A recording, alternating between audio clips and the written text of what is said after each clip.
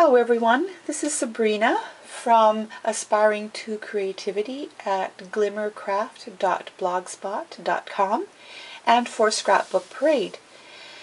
I've been teaching classes called Christmas in July, a series of classes, and for the first couple of months we made some beautiful cards. But for September I thought it would be fun to create a nice Christmas project and something that a card maker and scrapbooker would both enjoy having. I saw a YouTube presentation a few months ago by Kathy Orda and was intrigued by her creation. I'm not sure how she put that all together, but I kind of worked it out in my head and made a few modifications. First of all, you may notice how it kind of dips in a little bit down into the center here.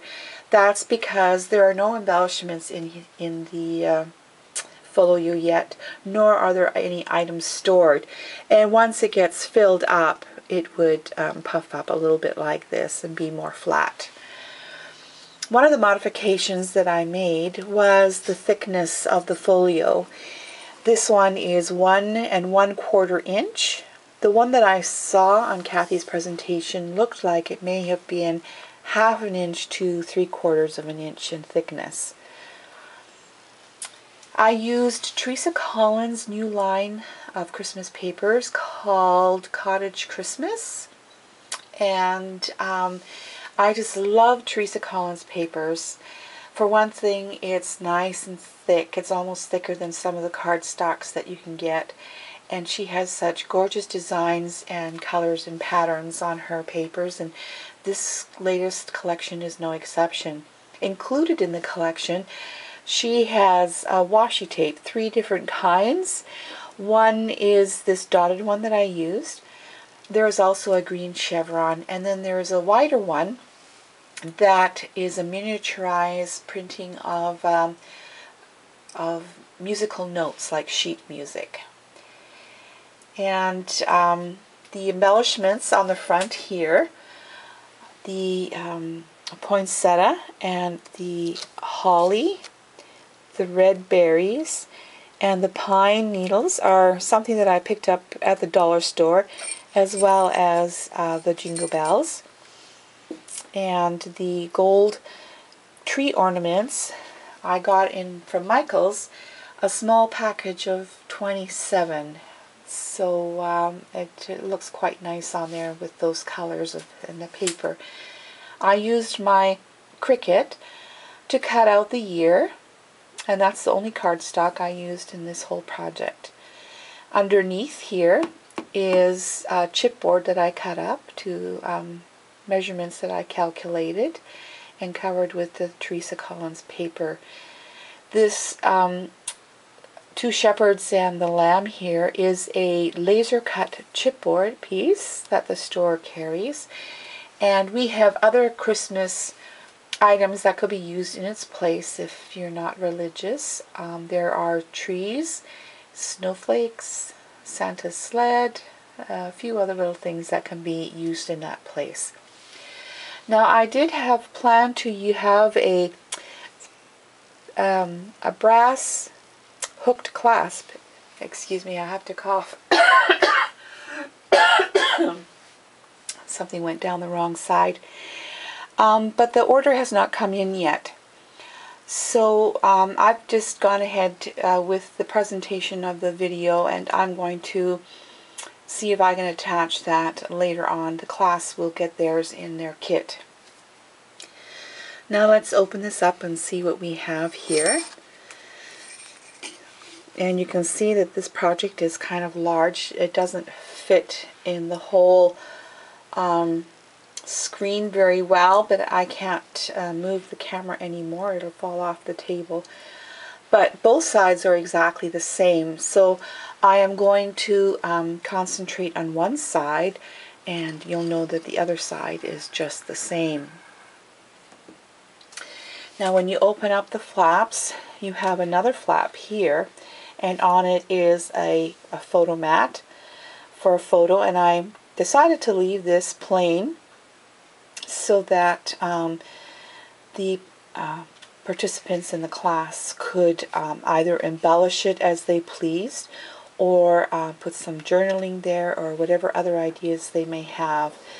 And then when you open up this flap, you can see the music that I was referring to for the washi tape. So it's just a miniaturized version of what you see here. And on this side you can attach more photos or journaling, or maybe even some Christmas cards or your favorite tags that you got, whatever you want to put there. And then we have 3 pockets. These 2 are 6.5 inches deep, and then this one is 3 inches deep. And this is another modification I made with all of the lower I've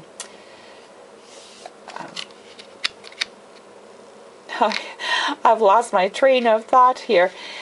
With the lower part here, I've scored it so that I have an 1/8 of an inch thickness there to create more room for bulkier things, or maybe a whole bunch of something like gift tags or something. So there's a bit more room in there than there is in these ones. So these are deeper, but this is got more space in the thickness. Then as we go back here to the center, this is where I've made another change in the folio, is these 2 sections here that are attached to the side bindings of the folio. That was one reason why I wanted it to be thicker, because in order for me to fit these overlapping pockets, oh, that's the word I was looking for, pocket, because if you just put them on top of each other, you get this bulkiness forcing these open more. So I knew I needed space in between each, and so for that reason I used the stack the deck system, sort of a version of that. And if I'll bring the camera in a little closer so that you can see, but right here there's a bit of space. There's a 1/4 inch between the 2 pockets here. Now if I open this, you can see that this one here is wider, creating an extra 1/8 of an inch here. And if we flip it this way, there's an extra 1/8 of an inch there. And so that prevents it from bunching and stacking in a way that's going to distort the shape of the folio. And then as you go down, again, another 1/8 of an inch on each side. So this one is even wider. That way that they can overlap without interfering with each other and lay a little bit better in the folio. So there's 6 pockets on each side, and each pocket has a tag in it. Sorry, turn it so you can see it. Now on each pocket you could have a photo on each side. You can have a photo on each side of the tag, or you can take the tag completely out and a card will fit in there. Not a really large one, but some of the smaller cards will fit in these pockets, and some of it will stick out a little bit. So that would be an interesting way to put your cards in this folio as well, if you didn't want to use it all for photos.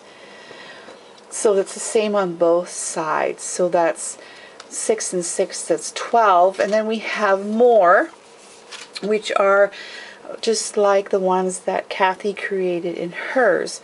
But first we have this flap here, which is a good size.